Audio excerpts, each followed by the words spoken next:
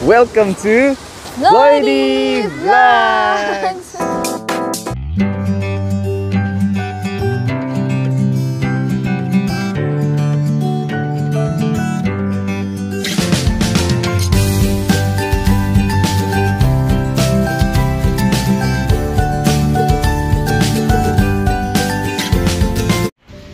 Good morning guys! So this is the first time po na si Flory yung magpapaligo kay baby.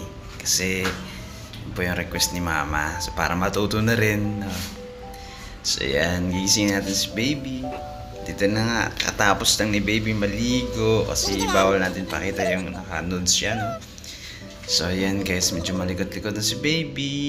Ayun, fresh na ang aming baby. Ayan, si baby Jillian Rose. So yeah, mamaya-maya dididi na yan at matutulog na naman. Hey guys, good morning. Alam niyo ba, 15 days walang ligo si Flory simula nung nanganak siya. Kaya naman guys, pupunta tayo dito, maghanap tayo ng dahon ng ang kamyas. Kasi nga pampaligo niya, gagamitin niya pampaligo. So andito tayo ngayon. Pupuntahan natin kung saan mayroon, no? Ang alam ko dito sa may sports complex, mayroon po dito dahon. Ayun, no? Nakikita ako na, tatanaw ko na.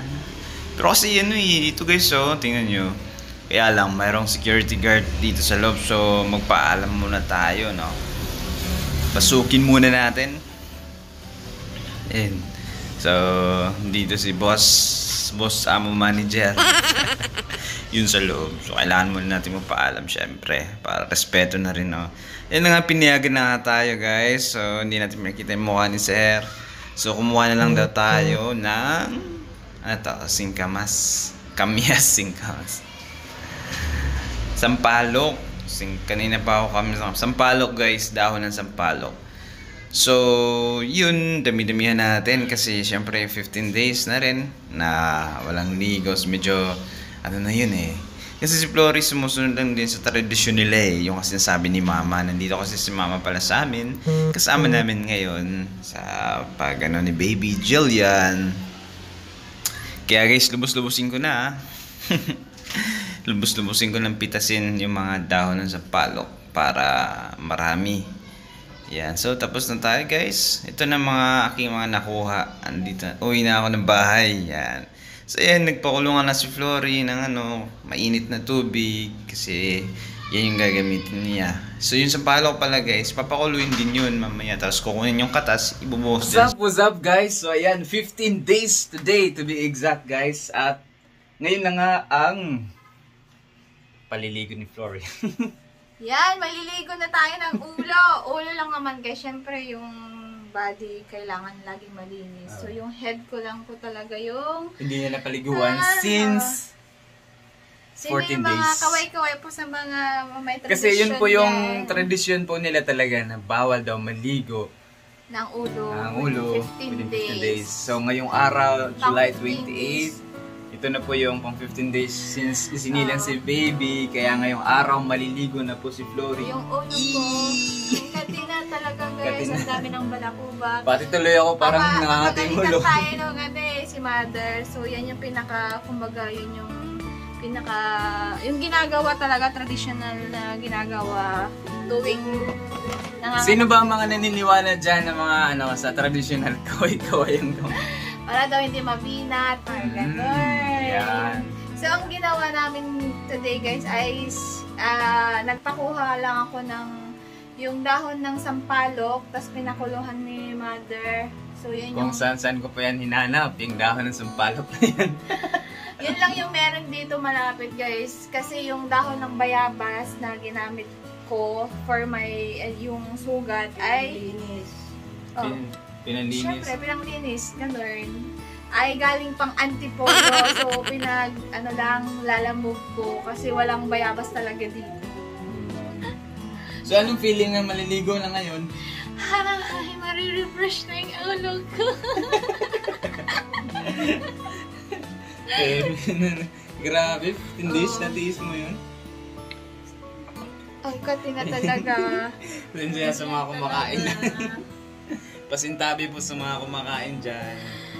Oo. Siyempre kapag, wala namang masama kung maniwala, diba? So yan, maligo ka na baby. Habang maliligo ka, punta ko lang si baby Jillian. Ayan, guys, Maliligo muna na si ako. Mami.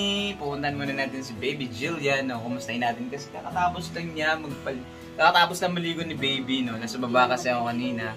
Ay, hindi pala siya naligo. Friday ngayon. Kaya pala, may kasabihan din mo.